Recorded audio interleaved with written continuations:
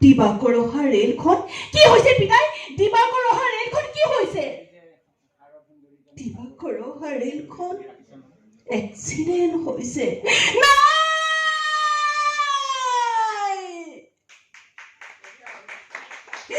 এয়া কেতিয়াও হ'ব নোৱাৰে পিতাই। দিবাকৰে মোক অকলশৰীয়া কৰি কেতিয়াও এৰি থৈ যাব নোৱাৰে পিতাই। এয়া মিছা বুলি কওঁ পিতাই, এয়া মিছা বুলি কওঁ। তেতিয়া গাঁৱৰ ৰাইজে কৈছিল যে গাঁওবুঢ়া, তোমাৰ ছোৱালী লগ্নভ্ৰষ্টা হ'ল, তোমাৰ ছোৱালী আকৌ বিয়াত বহিব নোৱাৰে।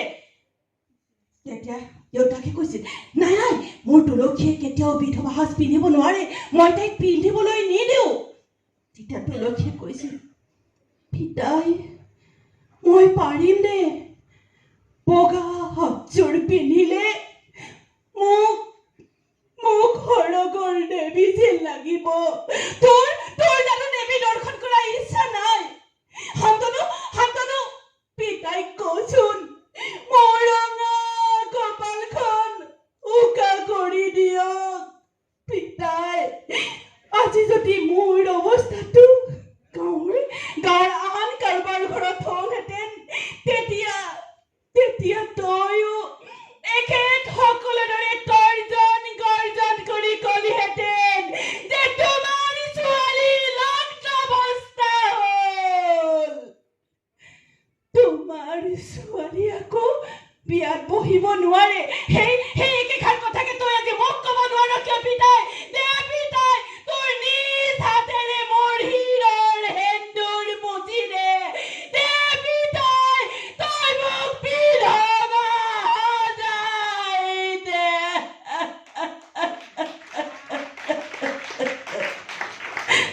ধন্যবাদ। মোৰ আজি গাটো ইমান বেয়া লাগিছে নহয়। গাটো বেয়া লাগিছে? গাটো বৰ বেয়া লাগিছে মোৰ। হয় নেকি? তোমাক ডক্টৰৰ ওচৰলৈ লৈ যাওঁ দেই। নালাগে। মোৰ হাতখন ইমান বিষাইছে নহয়। আপুনি ডক্টৰৰ ওচৰলৈ নিলে মোকতো ইয়াতে বেজি দিব, মই নাযাওঁ দেই। তোমাক হাতত বেজি নিদিয়ে দিয়া, তোমাক মই গাড়ীয়ে লৈ যাম আৰু তোমাক ভৰিতে টিকাতে দিব দিয়া। মই ভৰিত বেজি ল'ব নোৱাৰো, ভৰিটো বৰ বিষাইছে। তেতিয়া পুতেকে কয়, মা কি হৈছে? তুমি ইমান চিঞৰি আছা, মই শুই আছো, তুমি গম পোৱা নাই নেকি? নহয় বোপাই, চাচোন দেউতাৰে মোক ডক্টৰৰ ওচৰলৈ নিব বিচাৰিছে। দেউতাক মই ইমান মানা কৰিছো। চাচোন দেউতাৰে মোক বেজি দিবলৈ নিব লৈছে। মোৰতো গা বেয়া হোৱা নাই, দেউতাক মই এনেহে কৈছো বুজিছ। তেতিয়া পুতেকে কৈছে, হয় নেকি? তই কিন্তু দেউতাক নকবি দেই, দেউতাৰ সিফালে বহি আছে, মোৰ কথাটো শুনা নাই, তোক মনে মনে কৈছো, তোক আজি মই কিবা এটা দি দিম দে। হয়নে? হয়।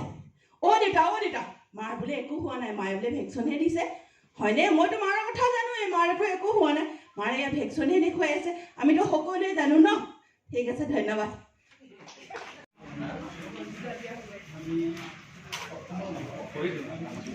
কিবা ক'ব নেকি?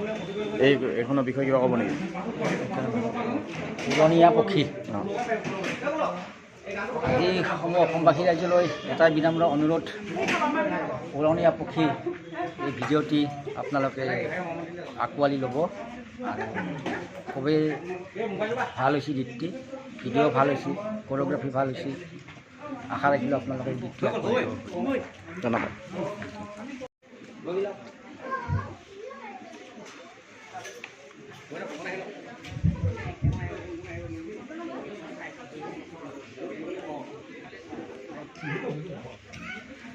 বহু ধুনীয়া অনুষ্ঠান আমি আজি আপোনালোকৰ বাবে ৰাখিছোঁ। যদি আমাৰ মঞ্চখন সৰু মঞ্চখনতো বহু আকৰ্ষণীয় কাৰ্যসূচী আমি ৰূপায়ণ কৰিম। বৃক্ষৰোপণৰ এটি অনুষ্ঠানো আছে। আমাৰ এই অনুষ্ঠানত খুব উৰণীয়া পক্ষী অভিজিত কাশ্যপ, শিৱসাগৰ।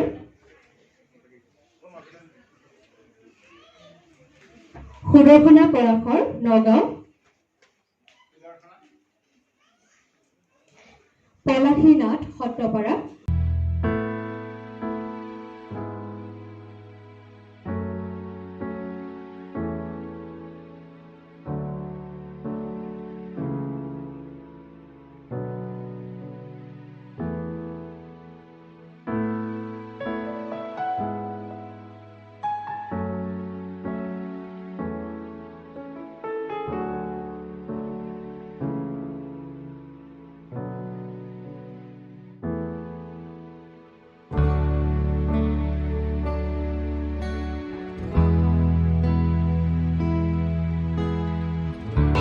ফালৰ পৰা পৰৱৰ্তী কেইটামান ঘটনা ঘোষণা কৰাৰ পিছতে আমি এলবাম উন্মোচনী কাৰ্যসূচীলৈ আগবাঢ়িম। দলীয় ঘোষণা কৰিব।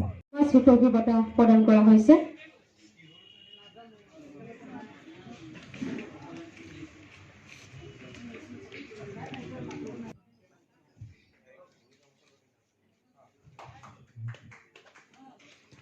আমি মোহনলাল গেহলক দেৱক আমি অভিনন্দন জ্ঞাপন কৰিছোঁ। অনাগত দিনত অনাগত প্ৰতিটো খোজত তেওঁ অধিক সফলতাৰে অধিক সাফল্যৰে তেওঁৰ কৰ্মক্ষেত্ৰখনত তেওঁ আগুৱাই যাওক। আমাৰ তেওঁৰ উপস্থিতি হাতে মাৰি পবিত্ৰ মঞ্চ পবিত্ৰ কাৰ্যসূচী জীপাল কৰি তুলিলে আমি পুনৰবাৰ তেখেতক অভিনন্দন জ্ঞাপন কৰিছোঁ।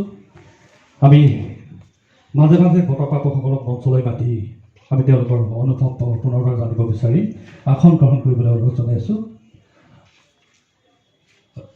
আচলতে আমি নেবকছে বিভিন্ন সময়ত বিভিন্ন অকল কেৱল অসম নহয়, সমগ্ৰ অসম বুলি নকওঁ, উত্তৰ পূৰ্বাঞ্চল বুলি নকওঁ, ভাৰতৰ বিভিন্ন ঠাইত অনুষ্ঠান আয়োজন কৰি আহিছোঁ। আমি এটি সুকীয়া ষ্টাইলত আমি এটা সুকীয়া ধাৰণাত অনুষ্ঠান পৰিৱেশন কৰোঁ বিভিন্ন ঠাইত। আচলতে আমি একেলগে কোনো মানুহক সম্বৰ্ধনা নজনা এখন মঞ্চত, কাৰণ কোনোবা মানুহ কিবা ব্যস্ততাৰ বাবে হয়তো আধা ঘণ্টা দেৰিকৈ আহে, কোনোবা হয়তো